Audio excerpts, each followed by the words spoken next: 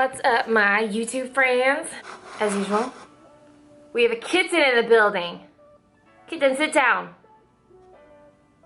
Told her to do that. Alright, I decided today that I was gonna just do an impromptu Q&A. I like to normally do Q&As on my Instagram where I do kind of like a flash Q&A when I just like have an available couple of hours, and I will just have you guys ask me questions on my Instagram and I just answer them like right then and there. But I haven't done a Q&A video in a while, so I figured I would do one. That's how us YouTubers do it, right? I feel like I need a booster seat. I don't know. Just hop into it. Just hop right into it. I'm going off of Instagram first. Somebody said, how do you and Matt handle arguments? What do you argue over? We argue over like, I don't know, normal couple things. Like, you said you were gonna empty the dishwasher and you didn't, and I'm annoyed by you now. Stuff like that. I don't know why I'm struggling to remember what we ever fight. We do fight though. We get into little bickerments. When are you adding little Joelitos to the clan?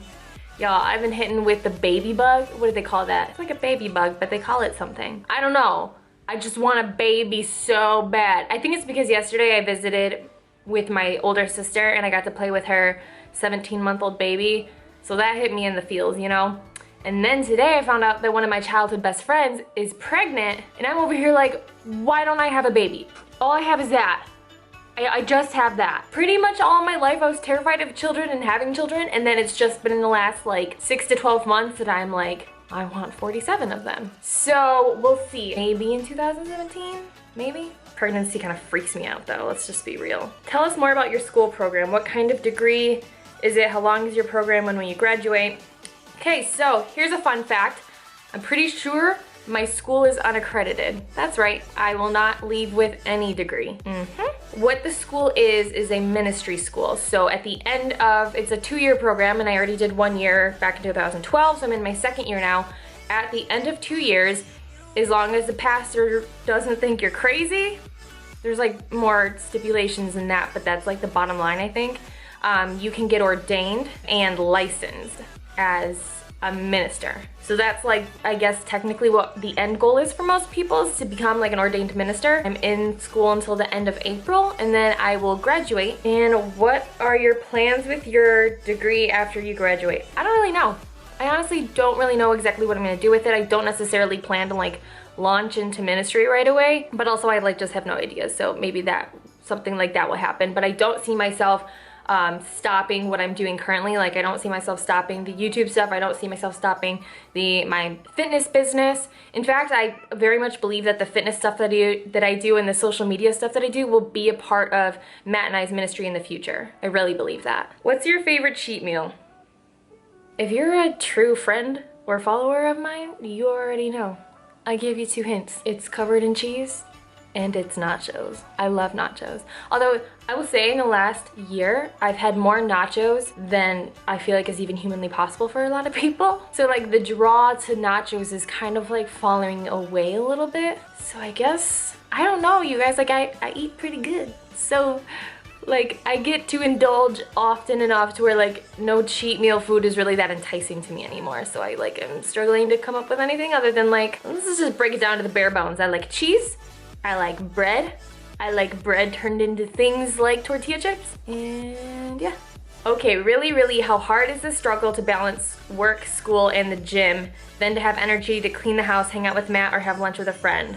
I have a hard time keeping it all straight without feeling I'm neglecting one area or another. Yeah, so I've been doing this for like 10 days now, and I definitely don't have it on lock. So up until school, you guys know, all I really had, like my only responsibilities were working for my clients, which I did from home and like made my own schedule, so it was kind of amazing. And then like my own workouts. And then I went to church like a time or 2 a week. That was like my only commitments. So I was so used to having so much time to like literally do whatever I wanted. I shouldn't say I had a ton of time. I really didn't have a ton of time. Like I really was working 7 to 8 hours a day, as much as like 12 hours a day in my busier seasons. So like I didn't just have like an abundance of free time or anything. But like some weeks I kind of would. And regardless, like if someone was like, hey, do you want to do this random thing at this random time? I'd be like, yeah, I'll just work around that. I'll move my schedule to be around that. And so like if I ever had a day where I was like, dude, like I don't feel good or like I really need to sleep in, I could just like chill. Like, and that was not a problem because they didn't have necessarily any like hard and fast deadlines other than to like talk to my clients. So I guess I should say I didn't have any homework, obviously, and I had no one that could tell me to be at a certain place at a certain time. And that's been my life for like, since like 2013. Because before I did this from home, I was a personal trainer at a gym where I still like kind of chose my own hours. And before that, I was in real estate where I chose my own hours. So like I have not had like a work schedule in forever. So this is weird. But yeah, here's currently what I do.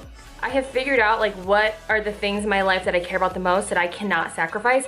And for me, that's time with Matt, obviously my school, my homework, and like studying, and my workouts, and my job, obviously. Like honestly, all of that takes precedence over like hanging out with friends, any other like hobby that I might decide to do. So right now, honestly, I'm waking up at 4:30 in the morning to get my workouts in. And if I'm not waking up in the morning, then I'll go like right after school to the gym. But I like to get it done in the morning because I like to just like leave school at noon and like know I have the day to do whatever I gotta do other than work out. But yeah, so I wake up at 4:30 to work out, and then I leave my house at 7 o'clock to go to school. I leave school at 12 and I come straight home, and usually from like 12:30, 1 o'clock until 8 o'clock, I'm doing like client work. I'm working for my clients, doing my job.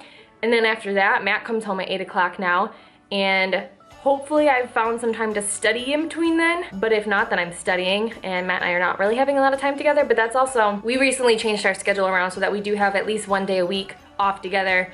And like, I apologize in advance to all of my friends, but you all are not gonna see me until April because any free moment I have will be spent with my husband because that's my priority. So I guess, I don't know, like, you just figure out what's important to you and you just make time for it. Like if that means getting up at 4:30 in the morning, then get up at 4:30 in the morning. And for me now, that means I used to be a person who would stay up till 12 or 1 in the morning like doing stuff because I like kind of work better at night, but now I go to bed at 9:30 or 10. Like you just make the adjustment and you don't make excuses for yourself, you just make it work. And so far I'm extremely exhausted by it, but it's like, that's what happens every time you start like a new schedule for yourself, you know? What is your preferred kitten petting strategy?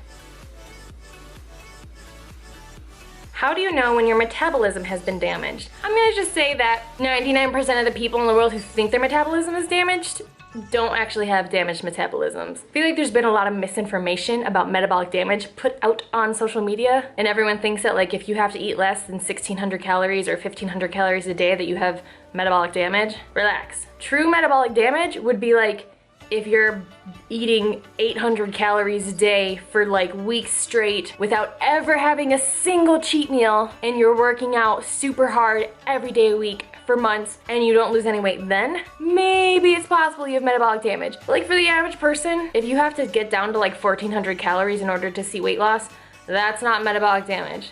It's not. I repeat, for the people in the back, it's not metabolic damage. What type of ministry do you feel called to / enjoy? So I enjoy just like kind of what I do on YouTube, which is not like ministry, but I just like to talk to people and to relate with people. And by nature, for sure, I'm a teacher. So I definitely see myself in some sort of like teaching mode, teaching position of some sort. And there's ways to teach. Like I teach on my YouTube channel all the time. I definitely feel called to teaching. I feel called to something with like fitness and ministry, something that like is involved with that. I definitely feel called to using social media in Matt and I's future, in our future ministry, whatever our church, whatever ends up happening. I'm not really sure, but I definitely see social media being a huge part of it, for sure. Like we've even talked about like YouTube channels and online church type situations. Yeah, so I don't know. I have a question I've been dying to ask you. I know you're super busy right now and having very long days with school, but before that, did you ever get lonely working from home rather than being in a traditional office? Was it easy to meet new people and make friends aside from your clients?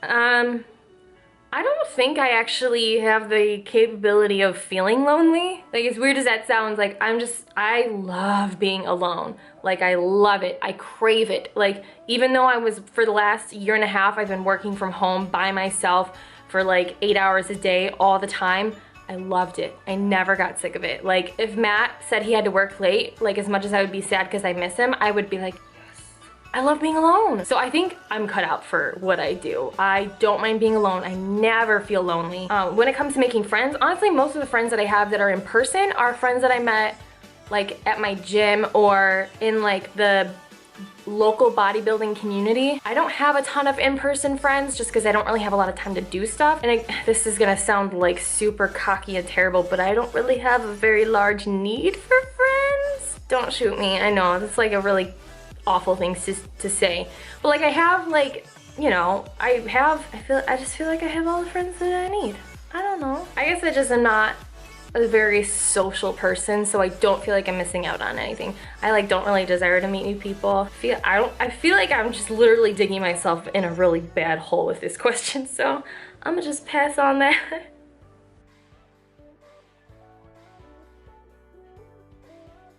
How do you shake off the days when you look in the mirror and feel like crap? I stop looking in the mirror.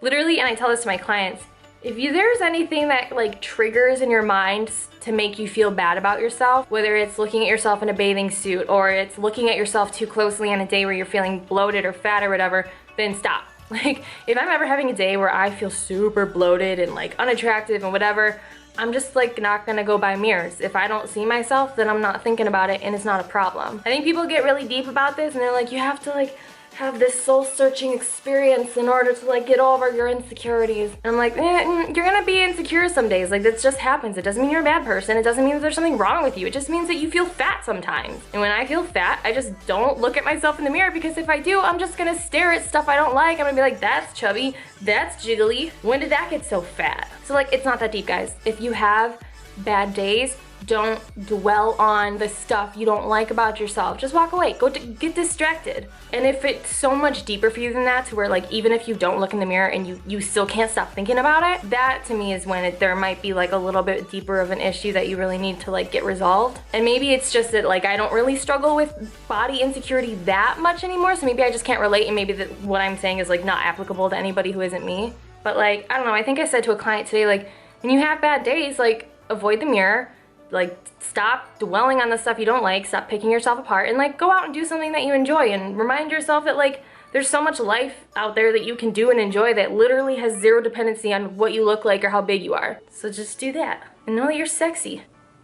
What excites you the most about becoming a minister? I'll tell you, being the wife of a minister has totally taken away the sparkle and shine of like the potential thought of being in ministry. When I first went to Bible school like 5 years ago, I thought being a minister was just like awesome, like you're doing the Lord's work. And I thought that there was like no greater human on the earth than like ministers. I don't know, I have this weird idea that ministers were the perfect humans, and that like if I was a minister, everything would be great and my life would be sunshine and giggles, and it's just not like that. Like in fact, being in ministry is really, really hard. And there's a lot of weird stuff that you wouldn't think about that people have to deal with that we have to deal with. And so like, in my perfect world, neither Matt nor I would be in ministry. I would love for Matt to be off somewhere in the business world making a ton of money because he's good at sales and he's smart, so he can make us millionaires, and then I could just be at home doing exactly what I'm doing now. Honestly, what I'm doing right now is my dream job. That's what makes me excited, is like the fitness stuff. But I can't ignore this inner calling. I can't ignore the fact that I know that God wants me in ministry school, and I know that God has like another calling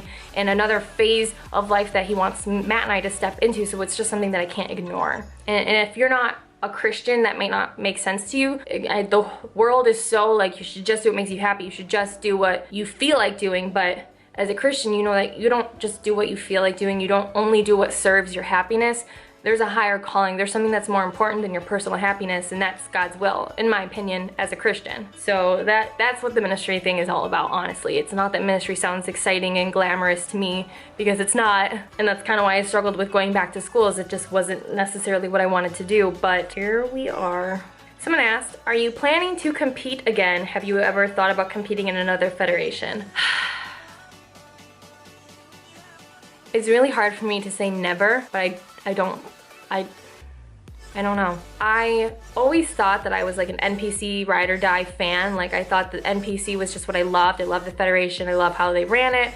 But the more that I've spent time at NPC shows, and the more that I've seen how the judging goes and takes place, and then have seen what other shows look like other federations that like do drug testing and stuff, I've gained a lot of respect for that. And I don't think it would be anytime soon. It's not a focus for me. I've been enjoying my life so much, and enjoying the fact that I've never been bound to like a diet that like at any second I couldn't just like have nachos. Like, life is so much richer and so much more fulfilling than when I was competing or when I was trying to compete. And like, that was such a wonderful experience. Like, I know everyone has plenty of bad things to say about competing, but the 22-week prep that I went through in 2015 was literally one of the most beautiful and life-changing experiences that I ever went through, and I'll never regret it. I'll never take that back. It was so amazing. But I feel like I got from that what I was supposed to get, and I don't know if there'd be anything left for me to get, which is kind of why I ended prep earlier this year. Like, it just didn't serve me the same way. It didn't feel like it did last time. It didn't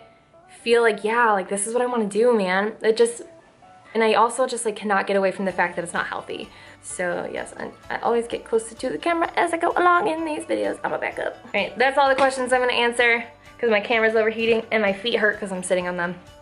Is there anything you would like to add, Kazan? Guess not. All right, thank you guys for watching. Thank you guys for asking so many wonderful questions, and